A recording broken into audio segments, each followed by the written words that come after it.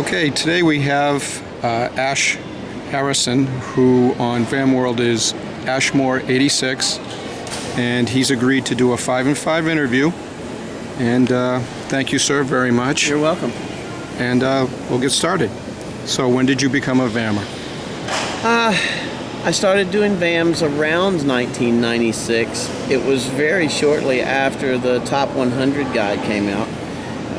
I had already started looking at the coins and trying to figure out what the differences were. I could not figure out 8 tail feathers for my life. I mean, it was completely mind-boggling for me. And eventually I got to where I could do that, but 1996 was when that came out, and I suppose it was very shortly after that. So, and I've been going pretty hard at it ever since. So. Yeah. What was the cause of your becoming a Vammer? I think it's easy enough to say that I really fell in love with the hot lips. It was the first coin that I found on my own, just going through coins in a shop, and it was a nice AU, and it was proof-like. Now, the only reason why it's not in my collection today, well, I say that the only reason why the proof-like coin is not in my collection today is that it would not grade. The guy who I found it from had cleaned it with ketchup. And really? Yeah, absolutely. Cleaned it with ketchup, and it was hairlined. And it's really hard to see hairlines on normal coins like that. With ketchup, you can normally do it, and it will take the toning off, and everything's okay. But no, it was a proof-like hot lips, and there's only... Well, I've only seen one other one, and it's a dimple, and I own it. So that one, though, was about an AU55 proof-like coin, and now it's in an AU53 holder. So it ultimately got in a holder, but it took a little bit of wear. I actually had to carry it around a little bit and got it in a regular holder, but it took the proof-like away to do it. So it might have taken a dipping, too, and I think that might have done it. So, but I still own the coin. Well, okay. What is your favorite Vam memory? Well, this is the question that is most perplexing. I've had so many unbelievably wonderful adventures in VAMming, and I can only say that so many years we spent at Logan McKechnie's table in Long Beach. All of those. We did that regularly, just about every show you could possibly go to. I'd put put a single case on his table, and we just welcomed Vammers, and I think it was a regular party, I mean, so to speak. We probably had anywhere from 5 to 10 people doing Vams at his table at any given time, and he so graciously did it. So that's it. Not one of the 5 questions. When was the last time you spoke to Logan?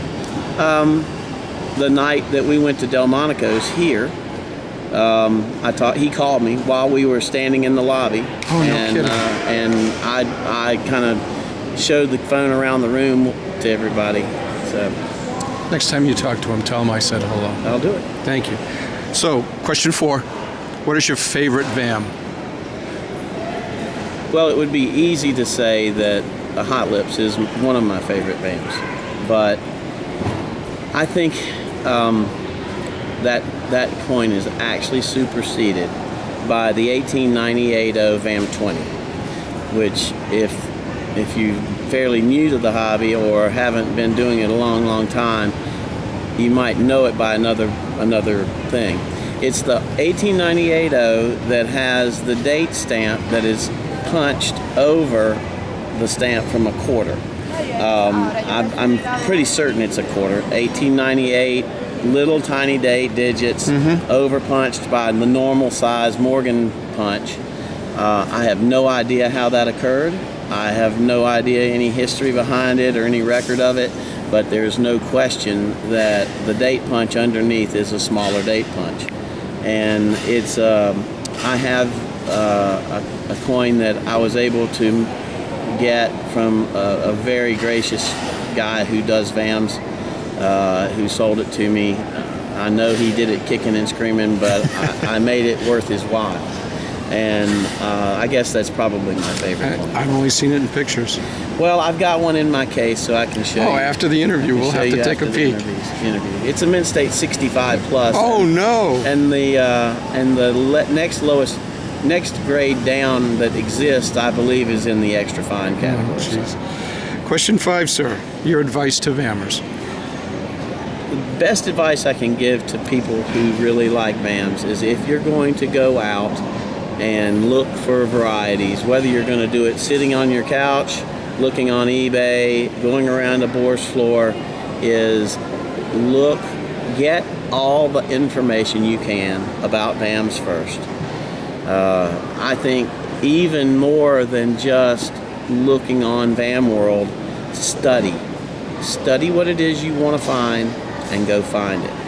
If you go out there with the shotgun approach, you're likely to just be overwhelmed. But if you look at VAMs, figure out what it is you really like, study it as well as you can, and then go out and find it. I mean, you will be successful if you are realistic about what you're trying to do.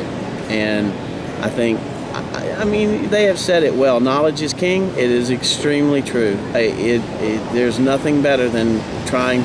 There are so many things that you can do while looking for VAMs. There's so many different ones and different types that there's plenty of room for somebody to become an expert in any one of the VAMs or any one of the little categories. And I think there's still plenty of them to go around for people to have the best known sets. I think that we're still early in the life of VAMs. I think that it's still capable to be. You could make it into a lifelong hobby right now.